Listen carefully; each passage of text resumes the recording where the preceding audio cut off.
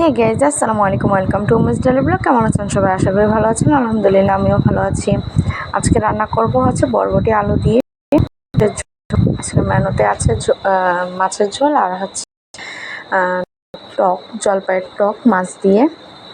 প্রথমে হচ্ছে পেঁয়াজগুলোকে ভালো করে ভেজে নিলাম, তারপর লবণ দিয়ে দিলাম পরিমাণ মতো, তারপর রসুন বাটা আর হচ্ছে পরিমাণ মতো মরিচের গুঁড়ো দিয়ে পরে কষি মশলা। হচ্ছে বরবটি আলুকে কেটে ধুয়ে রেখেছি, এখন এগুলোকে দিয়ে দিব। দিলাম,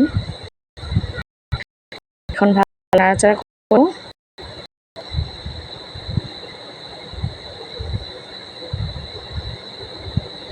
এই যে দেখতে পাচ্ছেন নাড়াচাড়া করা শেষ, এখন আমি ঢাকা ঢেকে দিলাম যেন বরবটি আলুটা ভালো করে সিদ্ধ হতে পারে। এই যে কষানো শেষ, এখন আমি দিয়ে দিলাম পরিমাণ মতো পানি, ঝোলের পানি দিয়ে দিলাম সিদ্ধ হওয়ার জন্য।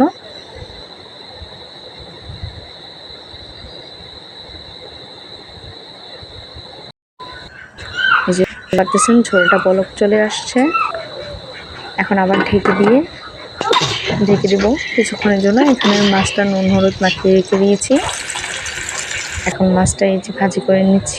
আর এটা হচ্ছে টকের জন্য আলুটাকে কুচি কুচি করে কেটে পানিতে লবণ পরিমাণ মতো হলুদ দিয়ে রেখেছি, দিলাম রসুনের কুচি। আর এখানে হচ্ছে আমার বরবটি আলুটা হয়ে গেছে, কাঁচামরিচ কুচি দিয়ে দিলাম মাছ ভাজাগুলোকে দিয়ে আবার কিছুক্ষণ ঢাকনা দিয়ে রেখে দিব।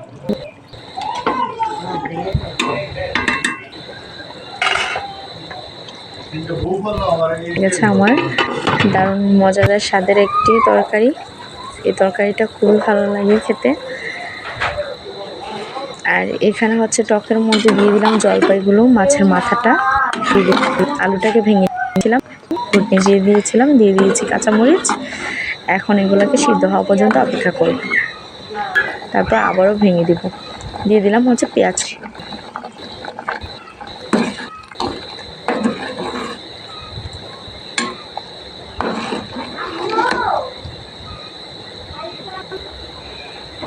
এই যে বলক চলে আসছে, মাছটাকে ভেঙে দিয়েছি, আমি দিয়ে দিয়েছি ধনিয়া পাতা কুচি,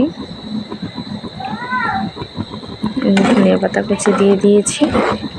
আমার টক রান্না করাও শেষ। আজকের এই তো রান্না করলাম, ভাত রান্না করলাম, তারপর হচ্ছে টক আর হচ্ছে মাছের তরকারি।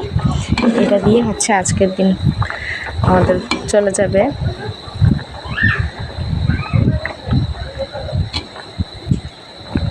এই যে আমার টক রান্না করা শেষ।